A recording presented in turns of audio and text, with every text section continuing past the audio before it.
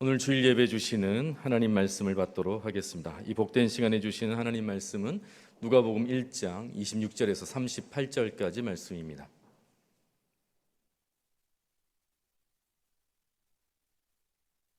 누가복음 1장 26절부터 38절, 은혜로만 설명되는 삶이라는 제목으로 담임 목사님께서 말씀 전하시겠습니다. 26절부터 저하고 교독으로 봉독하시겠습니다. 여섯째 달에 천사 가브리엘이 하나님의 보내심을 받아 갈릴리 나사렛이란 동네에 가서 다윗의 자손 요셉이라는 사람과 약혼한 처녀에게 이르니 이 처녀의 이름은 마리아라. 그에게 들어가 이르되 은혜를 받은 자여 평안할지어다. 주께서 너와 함께 하시도다 하니 처녀가 그 말을 듣고 놀라 이런 인사가 어찌함인가 생각하며 천사가 이르되 마리아여 무서워하지 말라. 내가 하나님께 은혜를 입었느니라. 보라 내가 잉태하여 아들을 낳으리니 그 이름을 예수라 하라. 그가 큰 자가 되고 지극히 높으신 이의 아들이라 일컬어질 것이요 주 하나님께서 그 조상 다윗의 왕위를 그에게 주시리니 영원히 야곱의 집을 왕으로 다스리실 것이며 그 나라가 무궁하리라. 마리아가 천사에게 말하되 나는 남자를 알지 못하니 어찌 이 일이 있으리이까. 천사가 대답하여 이르되 성령이 내게 임하시고 지극히 높으신 이의 능력이 너를 덮으시리니 이러므로 나실 바 거룩한 이는 하나님의 아들이라 일컬어지리라. 보라 내 친족 엘리사벳도 늙어서 아들을 배었느니라. 본래 임신하지 못한다고 알려지니가 이미 6달이 되었나니 대저 하나님의 모든 말씀은 능하지 못하심이. 함께 읽겠습니다. 마리아가 이르되 주의 여종이 오니 말씀대로 내게 이루어지이다 하매 천사가 떠나가니라. 아멘. 할렐루야. 우리 옆에 분들에게 이렇게 인사하겠습니다. 최고의 선물은 예수 그리스도입니다. 최고의 선물은 예수 그리스도입니다. 여러분 믿으십니까? 우리 인생의 최고의 선물 예수 그리스도밖에 없는 줄로 믿습니다. 우리가 수지 맞은 거예요. 그렇죠? 세 분만 이러니 여러분 다시 우리 인생은 예수님 만나 수지 맞은 줄로 믿습니다. 제가 예전에 봤던 뮤지컬 하나가 있어요. 빨레라는 뮤지컬인데 소극장에서 하는 뮤지컬이거든요. 근데 이 뮤지컬이 2005년도에 시작해서 지금까지 지속되고 있으니까 몇 년 된 거예요? 17년 된 겁니다. 17년 동안이요 4,500여 회의 공연이 진행됐고요. 누적 관객 수가 영화 아닙니다. 이 소극장에서 하는 뮤지컬인데 65만 명이 이 뮤지컬을 봤다는 거죠. 야, 선생님 어떻게 이런 뮤지컬이 있을 수 있겠어요? 근데 제가 이 뮤지컬을 보면서 너무 좋았어요. 집에 돌아오는 내내 막 가슴이 막 뛸 정도로 너무 좋았는데 왜 그랬냐면 이 뮤지컬의 배경이요. 이 배경이 제가 살아오던 그 어린 시절, 그러니까 7, 80년대 그때를 배경으로 하고 있기 때문에 그래요. 그러니까 거기에 등장하는 건물들, 간판들, 이 모든 게요 다 옛날 제가 살던 동네인 거예요. 그 보는 내내 마음이 되게 따뜻했는데, 근데 진짜 이 뮤지컬이 좋았던 이유가 뭐냐면 이 속에요 사람 사는 냄새가 나요. 사람 사는 냄새가. 여러분 사람 나는 냄새라는 게 뭐예요? 그러니까 사람이 살다 보면 누구나 경험하는 그 경험들이 있다는 거죠. 뭐 예를 들면 이런 거예요. 여러분 새 들어 사는 사람들의 애환 아세요? 아시죠? 새 들어 사는 사람들의 애환, 또 하루하루를 힘겹게 살아가야 하는 하루살이 인생의 고단함이 있거든요. 또 다양한 이런 인생의 문제로 인해서 아파하고 몸부림치면서 부딪히고 부딪히고 이런 인생의 문제들, 이런 문제들이 이 뮤지컬에는 다 들어있더라고요. 특별히 그 뮤지컬을 보면서 이런 생각이 드는 거예요. 이 다양한 주제들이 마치 하루가 단막극 같은 그런 느낌을 갖게 만드는 뮤지컬이었다는 거죠. 제가 집에 내려오면서 이런 질문을 던졌어요. 근데 왜 뮤지컬 제목이 빨래일까? 왜 빨래일까? 여러분 빨래가요 죄송합니다만 그 당시에 여성분들의 유일한 스트레스 해소하는 방법이었어요. 맞아요, 틀려요? 빨래를 그냥 여러분 오물조물 하지 않잖아요. 어떻게 빨래해요?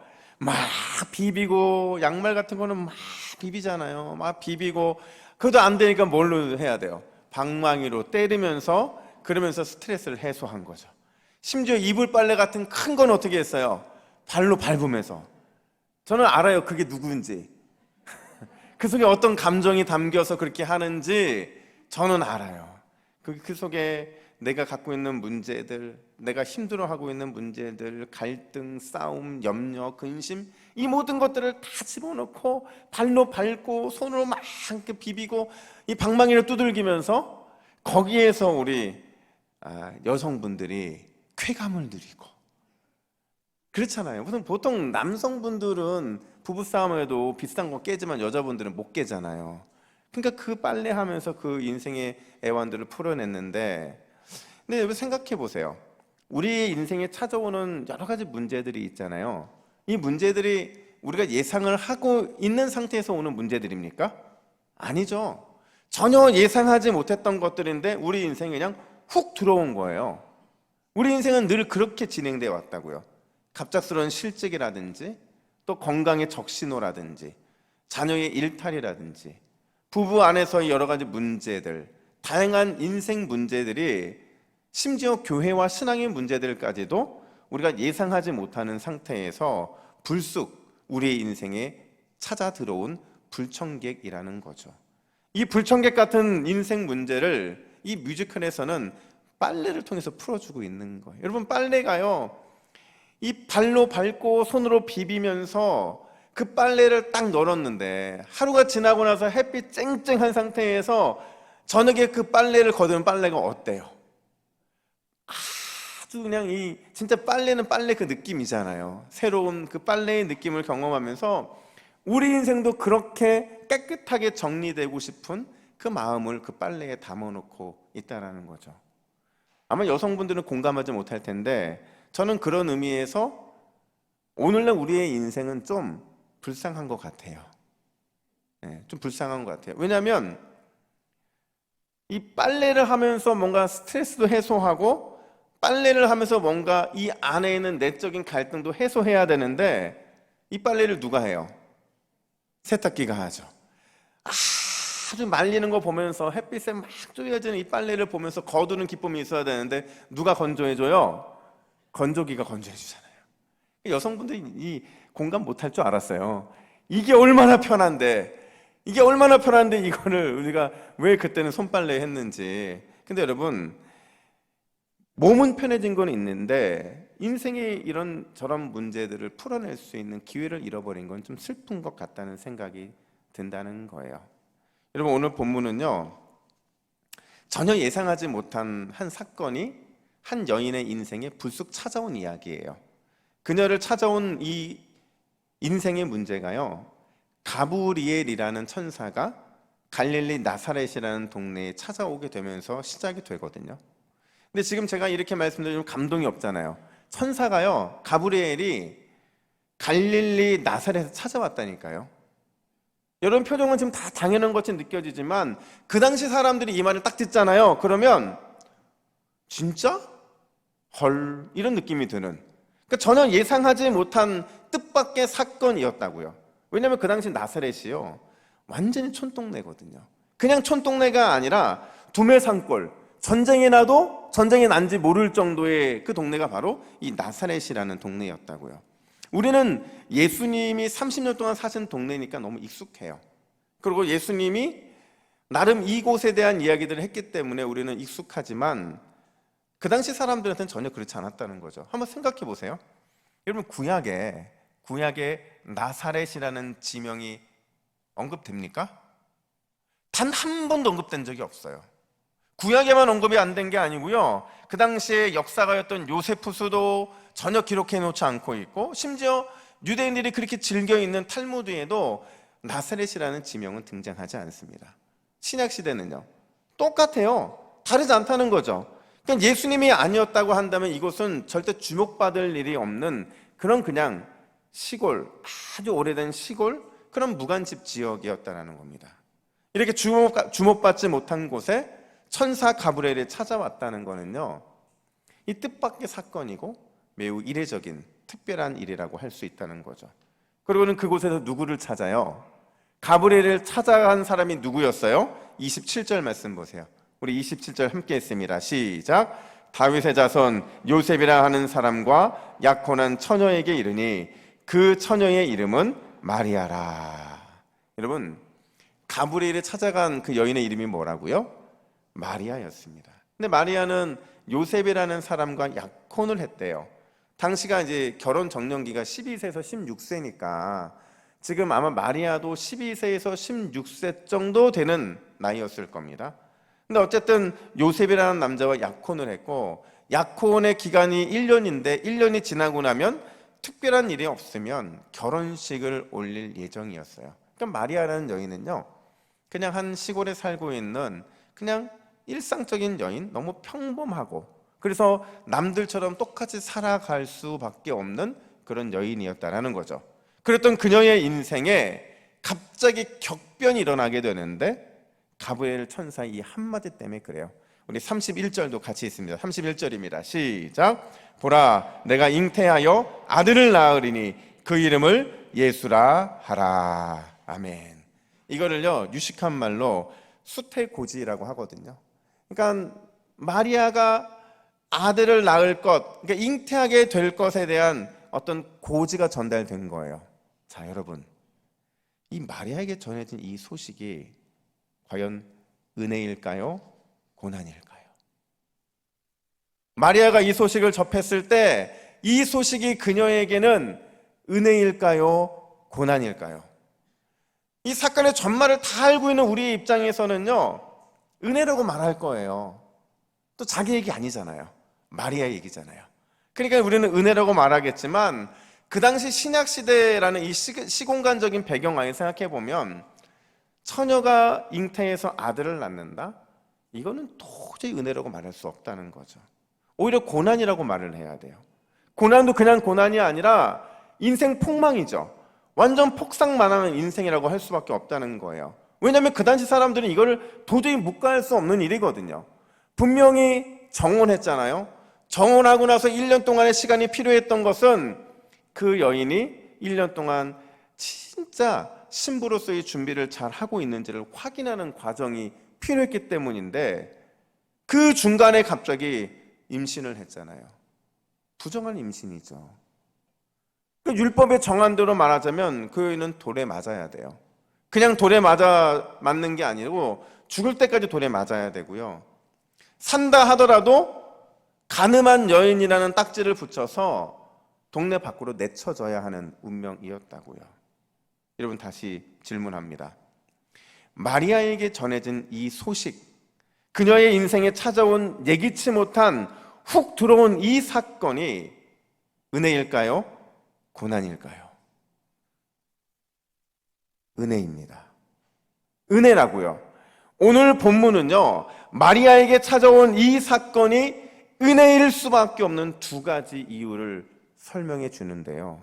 첫 번째로, 하나님의 약속이, 그분의 언약이 나사렛에 사는 마리아를 통해 성취되었기 때문이라는 거예요. 마리아라고 하는 이 여인을 통해서 하나님의 약속이 성취됐기 때문에 이거는 은혜일 수밖에 없다는 거죠. 이거를 한마디로 말하면 마리아는 은혜의 수혜자가 됐다라고 말할 수 있어요. 여러분, 나사렛이라는 장소, 마리아라고 하는 이 인물은요, 하나님의 언약의 성취와는 정말 어울리지 않는 표현들입니다. 제가 나사렛은 설명했잖아요. 아주 시골이라고. 그냥 시골이 아니고 깡시골이에요. 근데 마리아라는 이름도 마찬가지인데, 그럼 마리아를 생각해보면 예수님의 어머니라는 그거 빼놓고는 그녀에게 내세울 게 뭐가 있어요? 그녀가 부자였나요? 아니요. 가난한 시골 그냥 출신이었어요. 특별한 재능도 없고요, 능력도 없고 리더십도 없고 뭐 하나 내세울 것 없는 게 바로 마리아였거든요. 기대할 게 별로 없었다는 거죠. 그 당시로서는 정말 평범하고 너무 평범한 여인이 바로 마리아였는데, 그런 너무나도 평범해 보이는 그 여인에게 찾아온 천사 가브리엘의 1000마디가 뭐였느냐? 28절을 보세요. 우리 28절 말씀을 같이 읽습니다. 시작. 그에게 들어가 이르되 은혜를 받은 자여 평안할지어다. 주께서 너와 함께 하시도다 하니. 아멘. 마리아가 가브리엘로부터 들은 1000마디가 뭐였다고요? 은혜를 받은 자여였어요. 은혜를 받은 자여. 여기서 여러분, 은혜를 받았다는 게요, 그냥 단회적으로 너 특별한 은혜를 입은 거야 이런 말 하는 게 아닙니다. 지금 이 표현은 잘 분석해보면 이런 얘기를 하고 있는 거예요. 마리아가 지금까지 하나님의 은혜의 덮임 가운데 살아왔고, 과거에요, 그 은혜의 덮임이 현재에도 어김없이 지속되고 있고, 현재죠. 더 나아가서 계속된 은혜의 덮임이 마리아의 인생에, 그녀의 삶에 끝까지 임하게 될 것이라는 이 미래적 의미까지도 포함하고 있는 게 바로 은혜를 받았다라는 이 단어의 의미라는 겁니다. 한마디로 말하자면 마리아는요, 하나님의 특별한 총에, 하나님의 특별한 은총을 입은 여인이라는 선포가 지금 되어지고 있는 거라는 거죠. 그래서 오늘 보면 31절부터 33절에서 마리아가 받게 될, 또 마리아에게 임하게 될 그 은혜의 비밀이 설명되는데 31절 보세요. 아들을 낳을 것이다 말해요. 그 아들의 이름이 뭐라고요? 예수라는 겁니다. 여러분, 예수가요, 신약시대 표현은 예수고 구약시대에는 어떻게 썼을까요? 이 표현을 모세의 후계자였던 눈의 아들 여호수아랑 똑같은 표현입니다. 그 뜻이 뭐예요? 하나님은 구원이시다라는 거예요. 네가 아들을 낳을 것인데 그의 이름이 예수야, 하나님의 구원을 이루는 자야 라는 메시지가 전달된 거죠. 심지어 32절 33절을 보니까 예수가 하나님의 아들인데 다윗의 보좌에 앉아서 영원히 이스라엘을 다스리는 왕이 된다라는 엄청난 예고를 받게 됩니다. 이걸 정리하잖아요. 무슨 얘기냐면 지금 마리아가 낳을 아들이요, 구약에서 예언되었던 메시아이고 이스라엘 민족이 그렇게도 기다리고 또 기다렸던 구원자, 그 구원자가 바로 마리아, 네가 낳을 아들, 그 아들이 될 거야 라는 이야기를 하고 있다는 거죠. 여러분, 그렇다고 한다면 지금 마리아에게 있어서 이 예언의 말씀이 전달되었을 때 이거는 은혜입니까? 고난입니까? 은혜죠. 은혜도 그냥 은혜가 아니라 보통 은혜가 아닌 거예요. 너무 큰 은혜가 그녀에게 부어지는데, 여러분 한번 내가 마리아라고 생각해 보세요. 시골 총구석에 사는 나에게, 아무것도 가진 것 없고 남보다 뛰어난 것 없는 나에게, 평범해도 너무 평범한 삶을 살고 있는 나에게 하나님의 이 언약의 성취가 이루어질 거라는 이 소식은 너무나도 감격스럽고 너무나 놀랄 일이었을 거예요. 그러니까 그녀가 이걸 실감을 못하는 거예요. 그러니까 우리가 보통 그러잖아요. 뭔가 엄청나게 좋은 일을 경험하면 좀 꼬집어 보라고, 때려 보라고 하잖아요. 이게 실감은 아닌지 확인하고 싶어서. 29절에서 이렇게 말합니다. 처녀가 그 말을 듣고 놀라 이런 인사가 어찌함인가 생각하니. 여러분, 무슨 말이에요? 왜 나지? 어째서 나같이 평범한 여인에게 이런 놀라운 은총이 임하는 것일까? 아무도 알아주는 사람이 없었어요. 아무것도 가진 것이 없는 그냥 시골 처녀예요. 그 입장에 생각해보면 지금 자신에게 임한 하나님의 축복은 정말 너무 큰 축복이었다라는 겁니다. 이런 엄청난 축복을 지금 경험하고 있는데 그녀에게 미래에 닥칠 고난, 이걸 생각할 겨를이 있겠어요? 돌에 맞아서 죽는 것, 이런 건 나중 문제인 거예요. 지금 당장 그녀에게 임한, 자신에게 임한 하나님의 은혜, 그 감당할 수 없는 너무 큰 은혜, 그것만 크게 보였다는 거죠. 그게 그녀의 삶을 완전히 잠식시켜버린 거예요. 미래에 대한 그 어떤 고난이나 이건 다 나중 문제가 되고 있는 거죠. 제가 이런 비슷한 경험을 한 적이 있어요.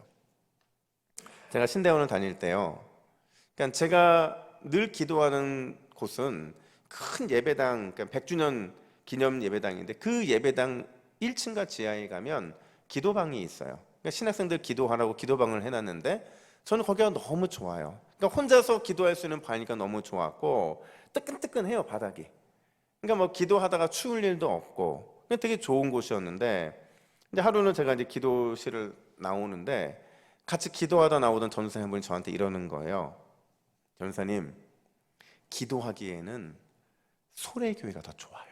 이러는 거예요. 그러니까 소래교회가 어디냐면 이 대배실이 이렇게 있으면 쭉 걸어 나오면 이 기숙사 맞은편에 이 산 중턱에 저런 집이 하나가 있어요. 이게 이제 한국 어머니 교회라고 하는 이 소래 교회를 본따서 만든 모형인데, 이 속에도 예배 드릴 수 있고 또 기도할 수 있도록 되어놨는데 여기가 기도하기 더 좋다는 거예요. 제가 이걸 별로 받아들이고 싶지 않은 거예요. 왜냐하면 여러분 생각해 보세요. 기도하기 더 좋은 곳이 있고 기도하기 덜 좋은 곳이 있어요, 없어요? 없어요. 기도는 어디서나 하면 하나님이 다 받으시는 곳인데, 근데 그 전사님 그렇게 얘기하니까 저는 그냥 더 오기가 생겨서 안 가고 싶은 거예요. 근데 이제 하루는 제가 굉장히 힘들었어요.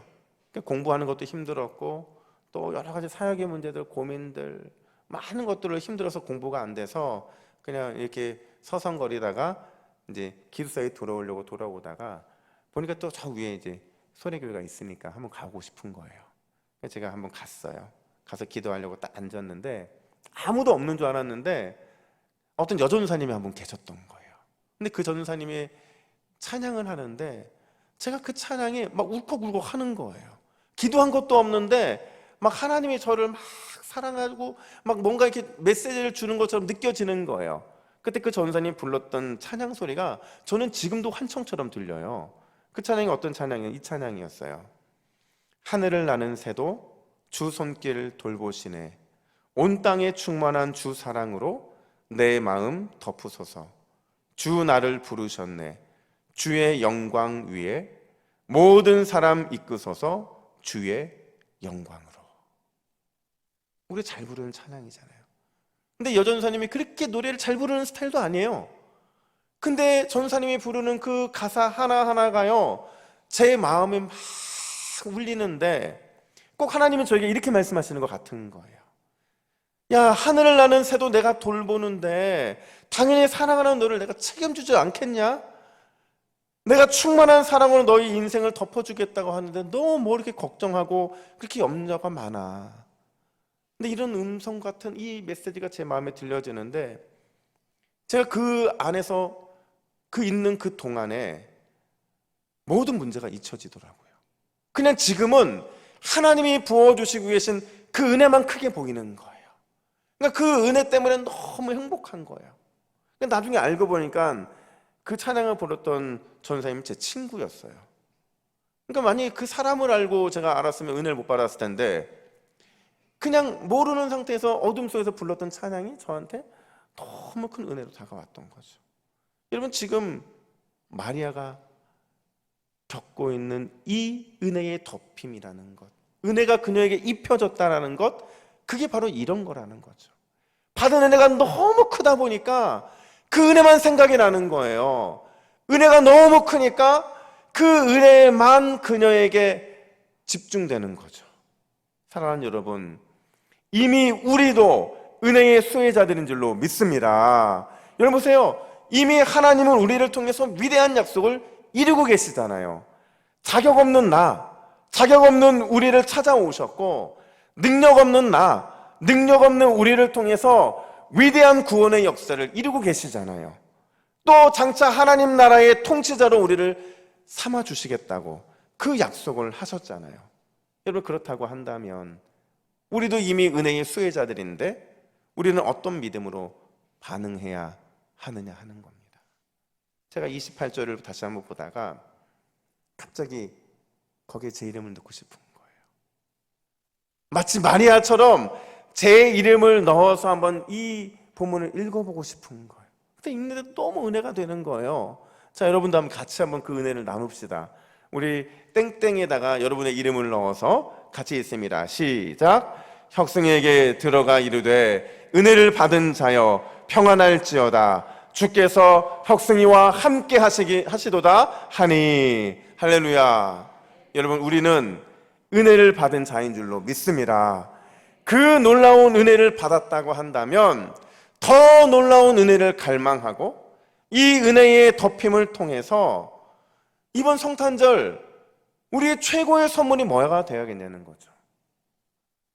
이 성탄절을 준비하면서 어린아이들은 선물을 요할 수 있고 믿음이 약한 사람들은 어떤 기적 같은 특별한 은혜를 구할 수도 있지만 우리는 이미 은혜를 받았기 때문에 그 은혜 앞에 반응하는 것, 믿음으로 반응하는 것, 그것이 하나님이 우리에게 주시는 최고의 선물이 되어야 될 줄로 믿습니다. 여러분, 이번 한 주 그렇게 기도하세요. 하나님, 저 다른 거 필요 없어요. 예수님이 나에게 주신 그 은혜면 충분합니다. 이 믿음으로 고백할 때 이번 성탄의 그 은혜는 저와 여러분들이 누릴 만한 풍성한 것이 될 줄로 믿습니다. 뿐만 아니라 마리아에게 찾아온 이 예기치 못한 사건이 은혜일 수밖에 없는 두 번째 이유가 있는데, 그 이유가 뭐냐면 희생을 통한 순종이 얼마나 값진 것인가를 보여줬기 때문에 그래요. 희생을 통한 순종이 얼마나 값진 것인가를 보여줬기 때문에 그녀에게 임한 이 예기치 못한 사건이 은혜라고요. 여러분, 오늘 본문을 보면서 어디가 절정일까요? 어디가 클라이막스예요? 천사 가브리엘이 나사렛이라는 동네를 찾아온 게 클라이막스입니까? 아니겠죠. 마리아를 찾아온 게 클라이막스예요? 아니죠. 마리아가 잉태해서 아들을 낳게 될 거라는 말을, 그 놀라운 소식을 들은 것, 그게 클라이막스일까요? 아니에요. 진짜 클라이막스는 뭐냐면 바로 마리아의 반응이었다는 겁니다. 마리아의 반응이 오늘 본문의 클라이막스라는 거죠. 여러분, 가브리엘로부터 놀라운 은혜의 소식을 들었잖아요. 근데 그녀도 사실은 그 당시 사람이잖아요. 그 시대의 사람이잖아요. 여전히 두려웠던 것 같아요. 도저히 이성으로서는 받아들일 수 없고 신앙으로서도 믿겨지지 않는 일이 지금 벌어지고 있는 거잖아요. 이게 도저히 가능한 일인가라는 수만 가지 생각이 그녀의 머릿속을 스쳐 지나갔을 거예요. 그런 그녀의 마음을 표현한 게 34절인데 34절 보세요. 마리아가 천사에게 이르되 나는 남자를 알지 못하니 어찌 이 일이 있으리까. 저 진짜 못 믿겠다는 거예요. 주신 은혜 너무 감사한데 나에게 놀라운 일이 벌어질 거라는 게 나도 감사한데 이거 진짜 좀 못 믿겠어요. 지금 이 얘기를 하고 있는 거거든요.